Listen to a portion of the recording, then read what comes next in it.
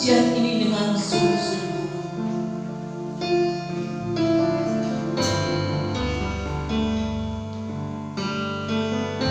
Amin, Yesus Tuhan. Haleluya, haleluya, haleluya, haleluya, haleluya.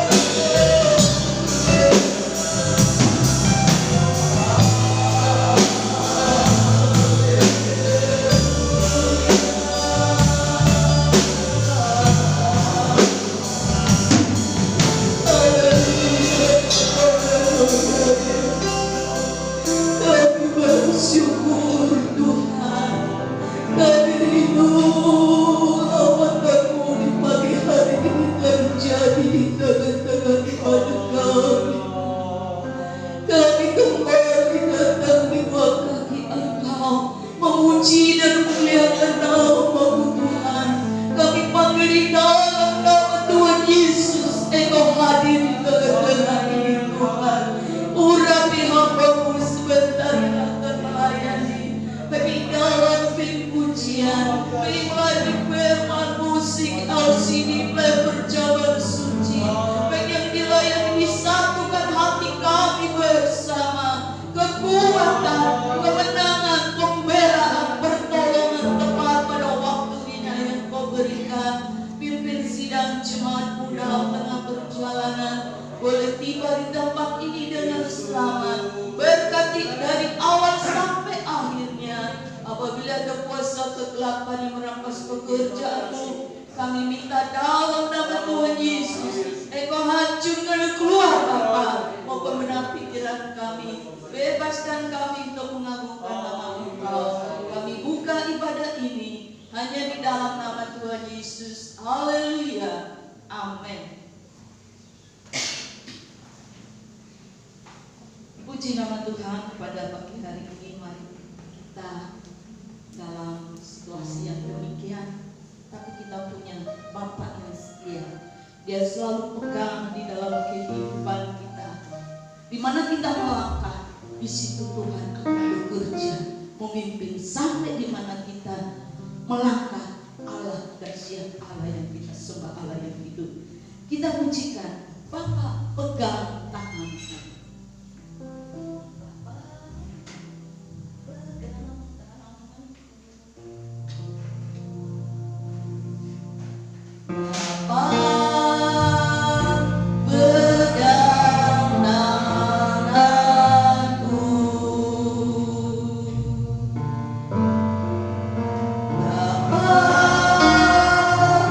Ku rindu selalu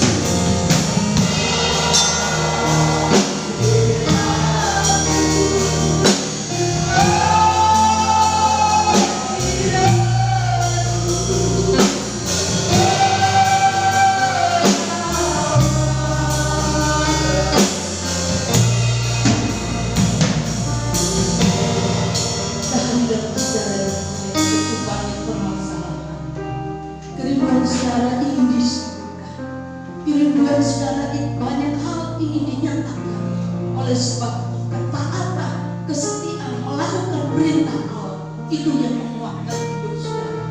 Mari pada pagi hari ini, waktu yang sangat singkat Tuhan berikan kepada kita, berjumpa dengan Tuhan, menikmati Tuhan, sembuhkan aku, Tuhan pulihkan aku, Tuhan buatkan aku.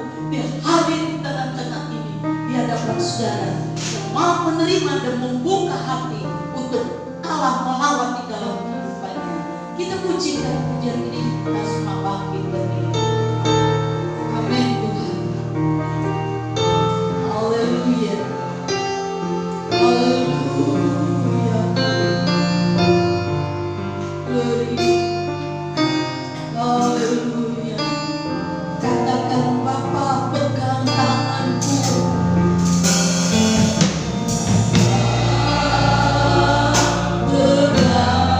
Bagi sidang Jumat merasakan Allah hadir di tengah. Angkat tangan saudara, serahkan Dia hadir di tengah ini. Saya rasakan malaikat Allah ada di tengah ini, yang akan menyembuhkan, yang memberi kekuatan,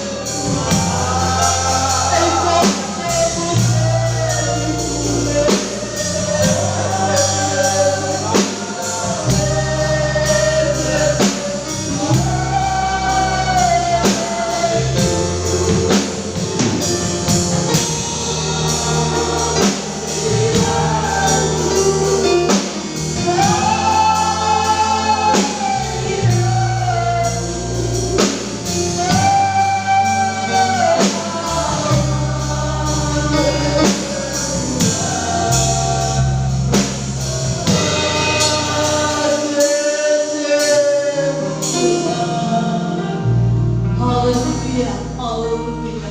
Bapa di surga, kami bersyukur, terima kasih. Kami sudah mengagungkan dan memuliakan nama Engkau Tuhan. Dan hadiran sidang jemaat-Mu yang sakit disembuhkan, yang beban keberatan dibebaskan. Tambahkan iman harap percayanya. Urapi sebentar buat hamba-Mu yang tengah. Bawa kebenaran firman-Mu, berkat perjamuan suci yang kami terima, kuduskan. Apabila ada kuasa kegelapan yang merampas pekerjaan, kami minta dalam nama Tuhan Yesus, Engkau hancurkan keluar dari ruangan ini, benar pikiran kami. Bebaskan kami untuk nikmati berkat firman Tuhan. Kami terima berkat firman-Mu Tuhan, dalam nama Tuhan Yesus. Amin. Tuhan Yesus memberkati.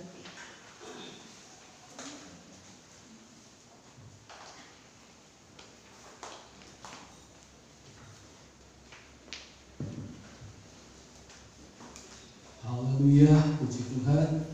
Pagi hari ini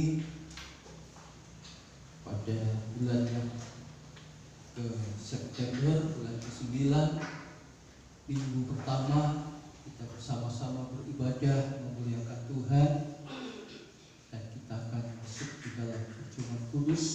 Sebelumnya kita akan mendengarkan firman Tuhan, biar firman Tuhan boleh menjadi kekuatan dalam kehidupan kita.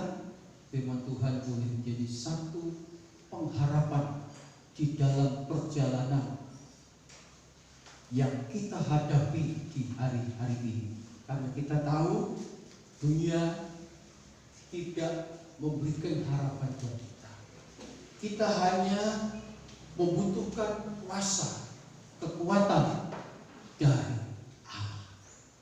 Melalui doa kita, doa yang penuh kuasa, doa yang penuh kekuatan, doa yang penuh energi, Allah siapkan melalui iman percaya kita. Pagi hari ini firman Tuhan kepada kita berbicara tentang doa orang benar, besar kuasanya. Puji Tuhan. Kita akan buka bersama di dalam Yakobus pasal yang kelima. Kita baca ayat yang ke-16. Yakobus pasal yang kelima ayat yang ke-16. Sebagaimana yang kita pahami, doa adalah napas orang-orang percaya. Doa adalah sesuatu yang sangat kita perlukan. Kurangi doa artinya napas kita sudah mulai tidak stabil lagi. Tetapi kalau doa kita tingkatkan, maka napas kita, hidup kita ada sesuatu diberikan Allah melalui Roh Kudus di dalam doa kita. Puji Tuhan. Pagi hari ini mari kita akan lihat di dalam Yakobus pasal yang kelima ayat yang ke-16 kita akan baca 2, 3. Karena itu hendaklah kamu saling mengaku dosamu dan saling mendoakan supaya kamu sembuh. Doa orang benar bila dengan yakin didoakan sangat besar kuasanya. Doa orang benar sangat besar kuasanya. Haleluya, puji Tuhan. Menjadi satu pelajaran di dalam pengiringan kita kepada Yesus. Kita diajarkan untuk berdoa. Firman Tuhan mengajarkan agar kita tidak putus-putus, tidak berhenti di dalam berdoa.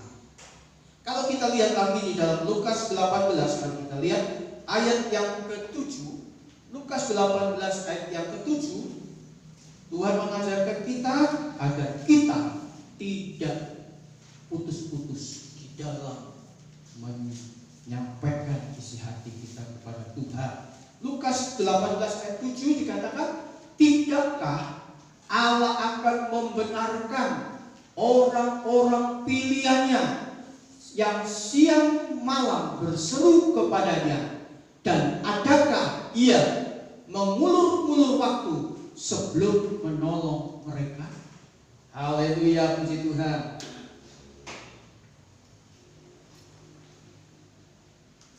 Allah tidak pernah membiarkan mengulur-ulur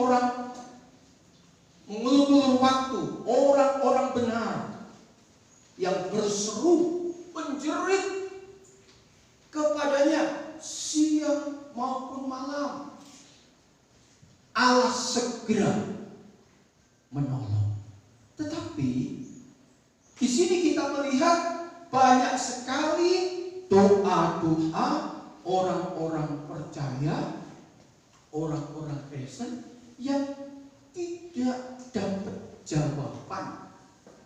Di sini kita akan belajar ada apa, mengapa kita tidak bisa hanya berkata menyalahkan Tuhan. Kita tidak bisa berkata Tuhan pilih kasih, Tuhan orang-orang tertentu yang ditolong. Tidak. Tetapi kita harus belajar, bukan salah Tuhan tidak memberi jawaban. Meskipun sebetulnya kalau kita pahami, setiap doa kita dijawab oleh Tuhan. Hanya berbeda jawaban doa yang Tuhan berikan kepada kita dengan pikiran, perasaan, hati kita.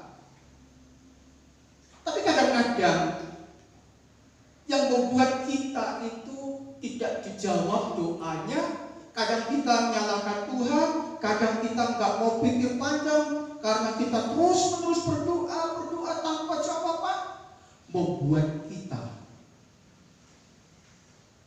putus asa, membuat kita patah hati, membuat kita banyak hal-hal yang tanpa sadari mengalahkan diri sendiri, tidak mau belajar. Ada satu pelajaran buat kita, ini yang perlu kita ketahui. Ketika kita berdoa, kadang-kala kita itu tidak sepenuh hati. Mungkin kita membaca, oh udah. Mengapa kita berdoa tidak full? Mungkin kita berkata, tidak begitu om. Mari kita akan pelajari. Orang yang berdoa dengan tidak sepenuh hati, biasanya bibirnya mengucapkan doa, permohonan, kerinduan.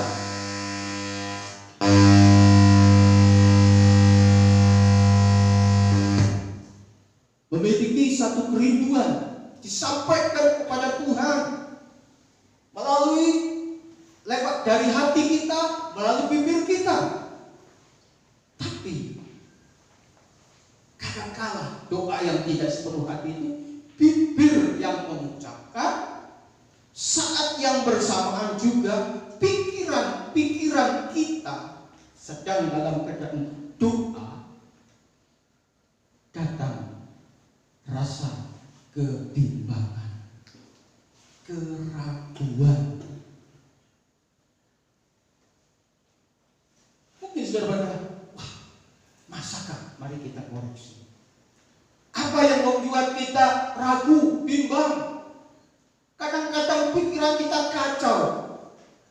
Mungkinkah doa saya itu segera dijawab oleh Tuhan? Bukti kemarin dan sebagainya gak muncul jawaban itu. Itu sebabnya sehingga membuat doa kita tidak sepenuh hati itu membuat terputus. Kadang-kala juga disebut doa tanpa iman.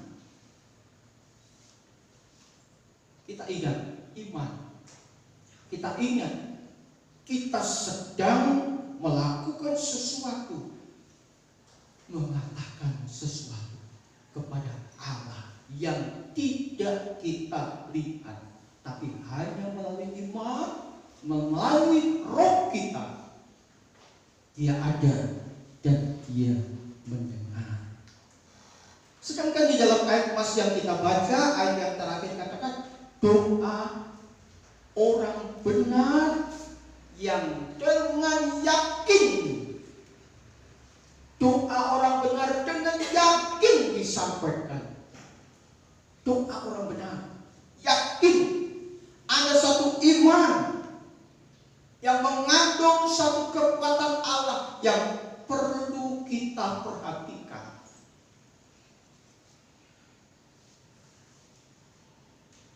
Bukan doa yang diliputi oleh kebimbangan, keraguan.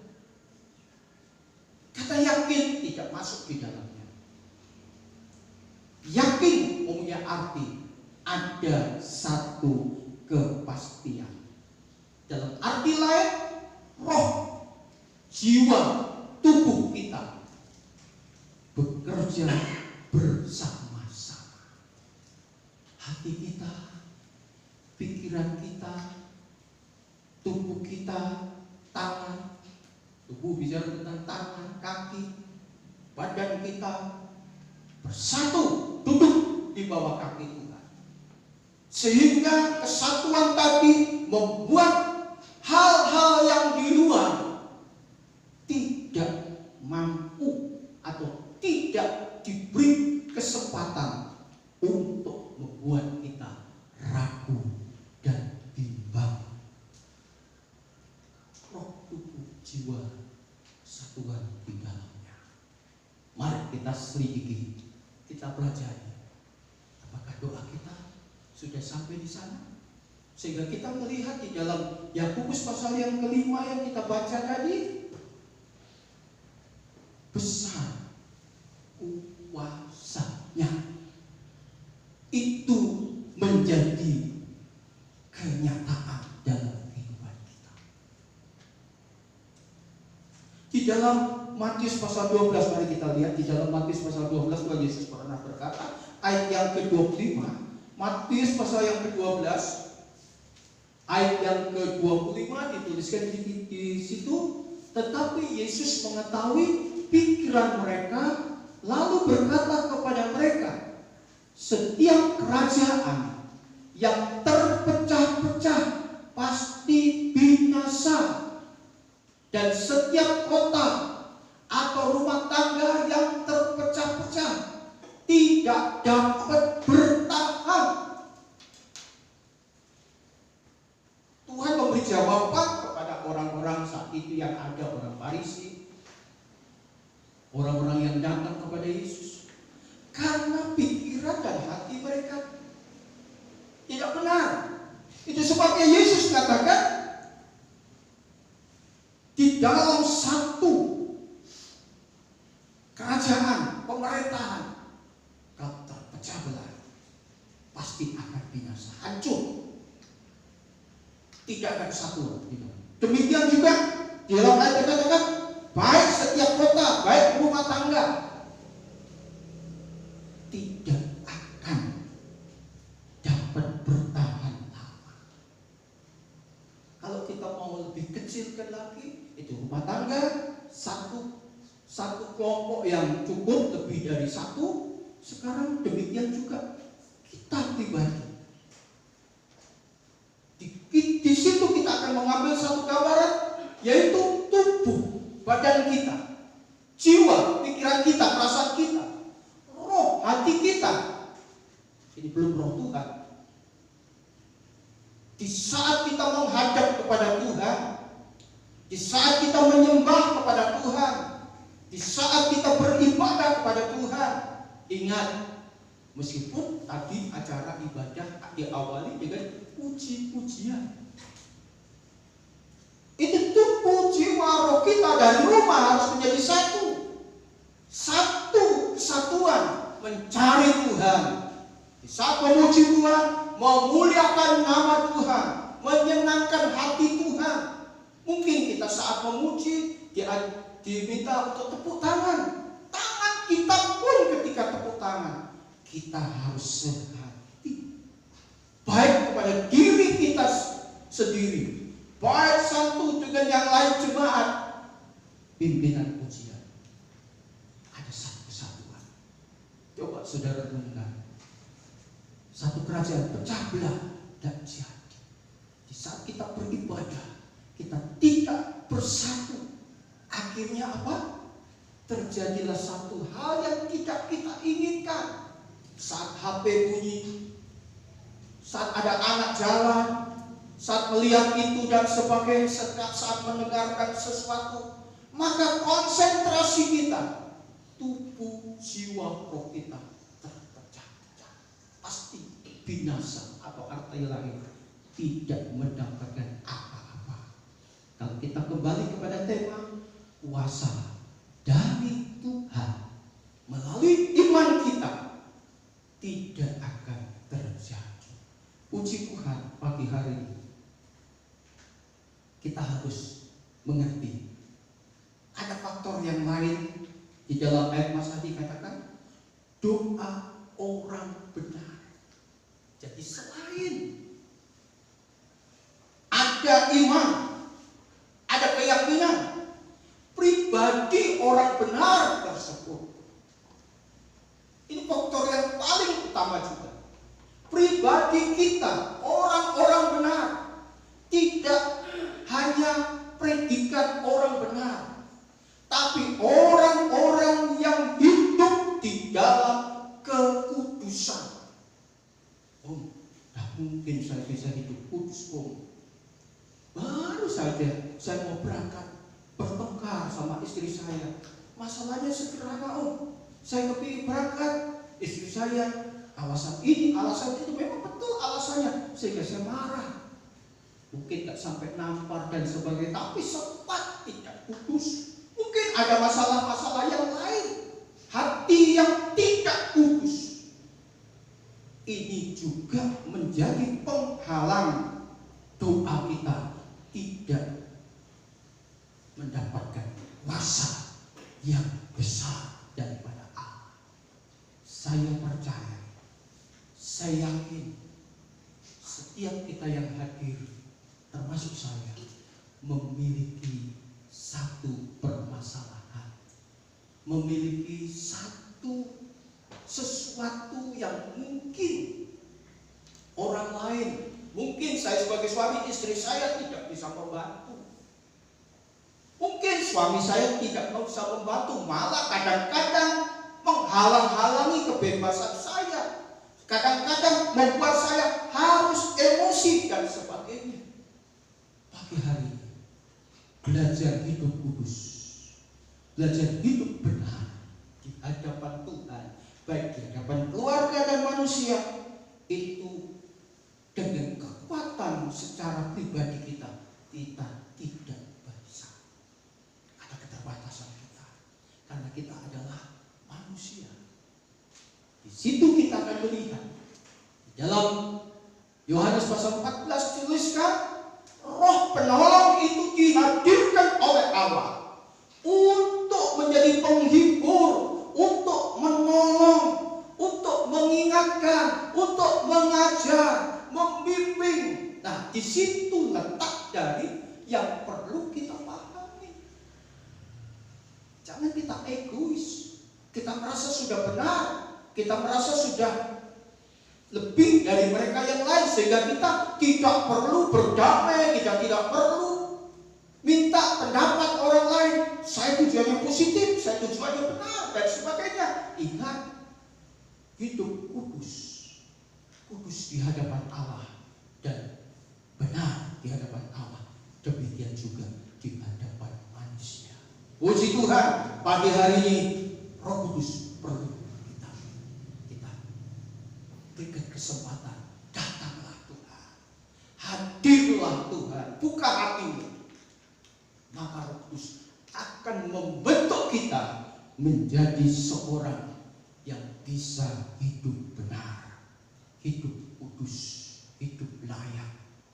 Mungkin kita lemah, jatuh lagi, karena Roh Kudus yang ada dalam kita katakan, Tuhan tolong.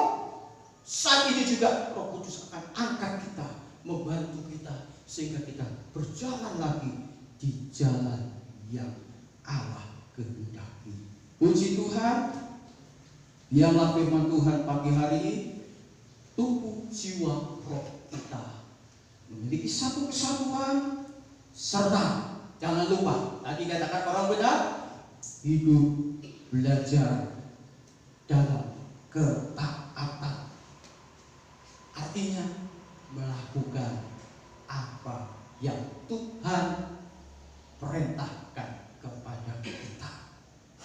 Jelas tadi sudah katakan, saya ingin simpulkan sederhana, orang benar hidup di dalam kebenaran Allah dan kekudusan dan sebagainya. Taatilah, artinya belajar. Hidup taat itu tidak tato bisa, enggak percaya. Siapa yang naik kendaraan punya SIM maupun enggak punya SIM, apalagi yang enggak punya SIM, jalan ada rambu-rambu, tabrak, lampu merah, terjang. Karena apa? Karena manusia. Faktor manusia, alasan pasti ada. Tapi kalau kita mau belajar hidup taat, belajar hidup dengar-dengaran dari perkara-perkara yang kecil, maka kita akan bisa melakukan perkara-perkara yang besar. Seperti banyak perumpamaan yang kita perhatikan, Tuhan yang percayakan kepada kita, kita kerjakan dengan baik. Tuhan percayakan satu pekerjaan yang lebih besar lagi. Demikian juga di dalam ayat Mas juga dikatakan, bila yakin, jadi dibutuhkan satu iman. Mari kita koreksi iman kita. Iman bukan perasaan. Iman adalah sesuatu keyakinan yang kelihatan maupun tidak kelihatan terhadap Yesus, terhadap Roh Kudus, terhadap firman Allah, janji-janji Allah. Seperti yang kita lihat di depan perjamuan kudus. Nanti saudara akan menerima anggur dan roti yang membayangkan, menggambarkan tubuh Kristus yang ada di Gunung Golgota, yang dipecah-pecah, dihancurkan, pertumpahan darah sampai bercucuran sampai ke muka bumi. Itulah pekerjaan besar daripada Allah di dalam Yesus Kristus sebagai manusia yang sempurna, menjadi korban pengganti. Nah, satu perkara saya ingatkan itu, saya ingatkan lagi supaya kita melihat kuasa Allah nyata dalam kehidupan kita.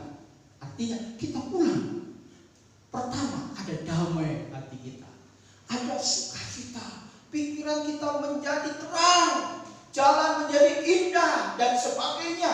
Meskipun keruwetan itu masih ada, tapi keruwetan, permasalahan tidak ada lagi di dalam pikiran, hati, perasaan kita, tapi ada di luar. Karena apa? Sukacita dari Allah sudah memenuhi kita. Itu salah satu kuasa Allah yang akan kita terima. Sebab itu saya ingin anjurkan kepada saudara melalui perjamuan kudus ini. Tadi saya secara pribadi sebagai gembala menyiapkan potong roti, bagi-bagi anggur. Sebelumnya saya siap di dalam segala kondisi, baik doa, fisik, tubuh. Saya siapkan semuanya. Saya lakukan di saat saya potong, di saat saya bagikan dengan hati takut dan gentar, hormat, yakin bahwa roti dan anggur adalah tubuh Yesus yang dipecah-pecahkan berapa ribu tahun yang lalu. Sekarang kembali sebentar dibagi-bagikan. Saya ingin supaya kita semua yang menerima akan mendapat kuasa besar daripada perjamuan kudus, yaitu hidup dipulihkan, bersikap. Hidup ada hubungan baru dengan Bapa. Hidup ada sukacita. Gak usah ngomong, Om saya punya penyakit, Om saya punya masalah, toko saya, pribadi saya, keluarga saya, gak usah ngomong. Kita gak perlu cerita lagi tentang itu. Kalau kita mau datang sebentar dibagikan oleh seorang petugas, ambillah dengan hormat, dengan takut, dengan sungguh-sungguh. Jangan ambil sambil omong-omong, sambil melihat sana melihat situ. Tapi benar-benar kita tulus. Tapi saya nggak mau ngajar saudara nyembah. Tapi hati kita, perasaan kita, tubuh seluruh jiwa kita menyatu. Terima kasih Tuhan.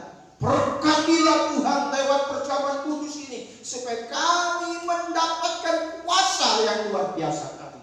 Tak perlu kita ceritakan kuasa apa pribadi saudara yang akan alami. Ulang, engkau akan melihat dan menikmati kuasa tadi.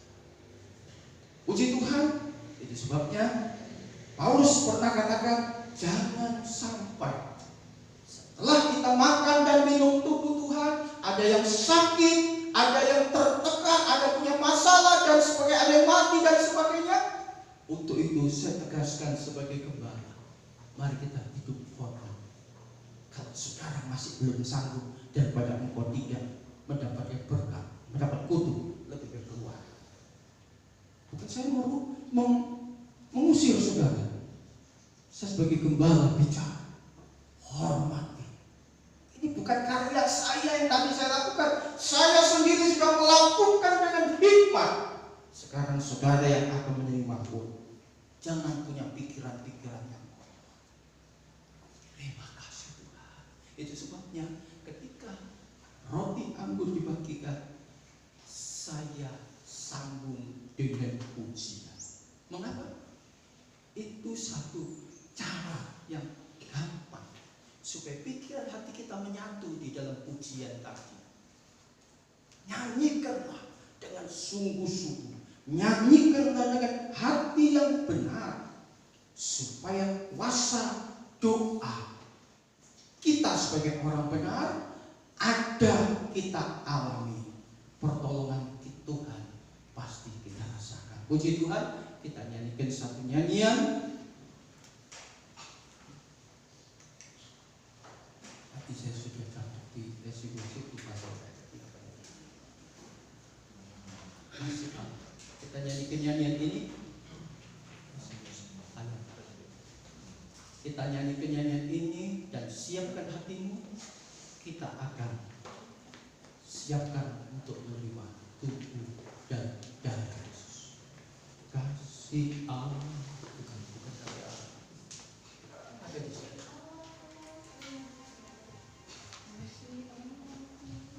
Kasih Allahku sungguh telah terbukti ketika Dia serahkan anaknya. Haleluya. Kasih Allah mau berkorban bagi kau dan aku. Tak ada kasih seperti kasih-Mu. Bersyukur. Kita bangkit berdiri bersama. Bersyukur, bersyukur, bersyukurlah, bersyukur karena kasih setiamu. Amin, haleluya.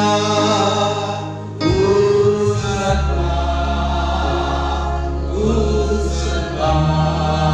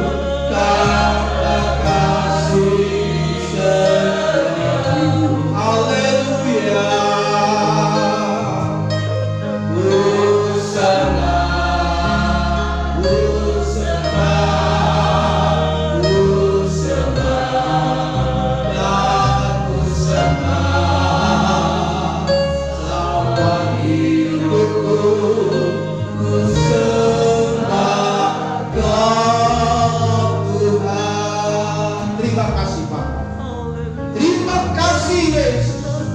Firman Allah sudah disampaikan, firman Allah sudah diamanatkan. Ialah firman Allah mengandung berkat dalam kehidupan kami. Kuasa daripada doa akan kami terima menjadi terwujud dalam kehidupan kami, sehingga yang sakit disembuhkan, dipulihkan, rumah tangganya dipulihkan, pekerjaannya dipulihkan, berkat Allah mengalir dan melimpah. Sesuatu akan terjadi. Itulah sebabnya Bapa, kami akan siapkan diri kami untuk makan dan minum perjamuan kudus yang akan dibagi-bagikan.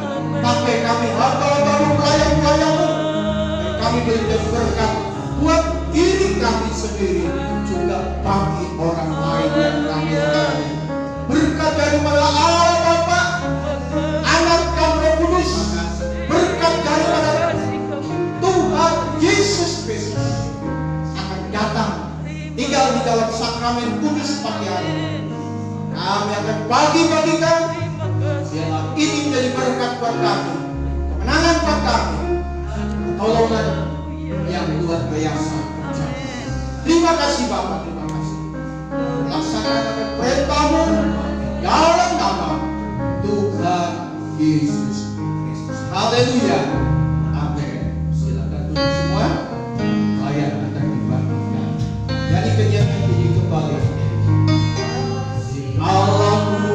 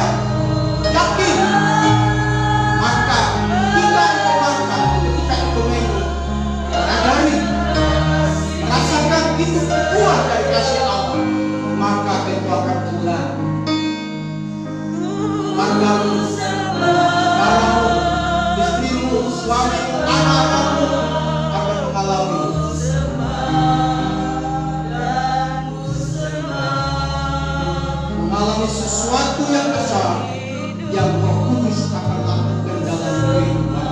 Haleluya, haleluya, haleluya, haleluya. Ku sembah.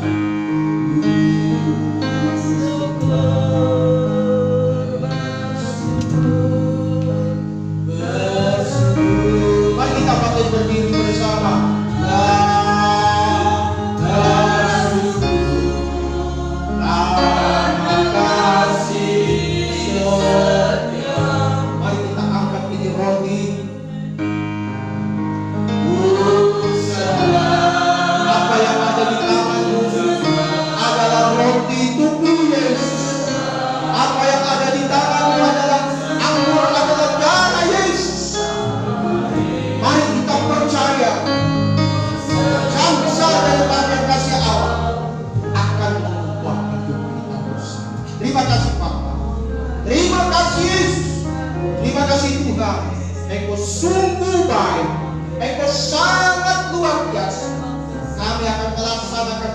bersama Tuhan.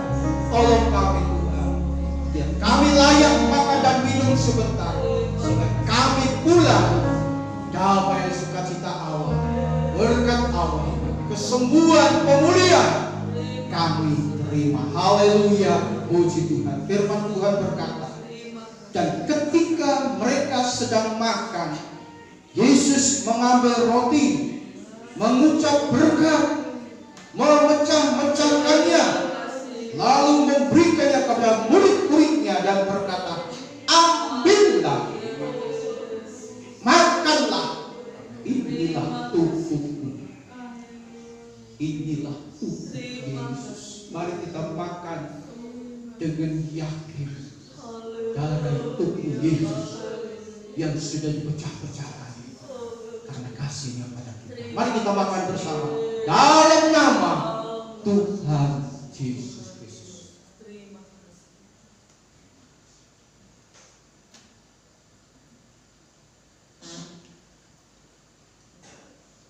Angkat ini cawan.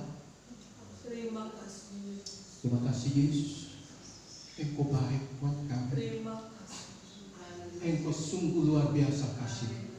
Firman Tuhan berkata, sesudah itu ia mengambil cawan, mengucap syukur, lalu memberikannya kepada murid-murid dan berkata, minumlah kamu semua dari cawan ini, sebab inilah darahku, darah perjanjian yang ditumpahkan bagi banyak orang untuk pengampunan dosa. Haleluya, puji Tuhan. Darah Yesus, darah yang dicurahkan untuk pengampunan dosamu dan dosaku. Haleluya. Mari kita minum bersama dengan percaya dalam nama Tuhan Yesus Kristus. Ucapkan syukur kepada Tuhan karena Dia baik, yang Dia sungguh baik dan sangat baik bagi kita. Terima kasih Tuhan. Terima kasih Yesus. Terima kasih Allah. Terima kasih Bapa. Dosaku Kau sudah ampuni. Sakit penyakitku Kau sudah angkat. Kesusahan Kau sudah ganti dengan penghiburan dari kemenangan akan kami dapat. Pekerjaan kami, toko, usaha kami, semua Tuhan akan berkati. Terima kasih Pak. Pendidikan kami, Engkau akan berikan kami hikmat yang dari Allah. Keperluan-keperluan kami percaya Tuhan sudah menyediakan. Terima kasih Bapak. Kami akan pulang. Kami akan pulang dengan yakin. Kami pulang dengan besar, dengan sukacita, bahwa masa daripada iman percaya kami kepada Engkau mengandung kekuatan Allah yang besar. Haleluya, haleluya, haleluya. Puji Tuhan dalam nama Tuhan Yesus Kristus. Haleluya, amin. Puji Tuhan. Kita akan kembalikan slogan kita. Kita menyanyikan satu nyanyian, kemenanganlah, kemenanganlah, Tuhan memberkati kita semua.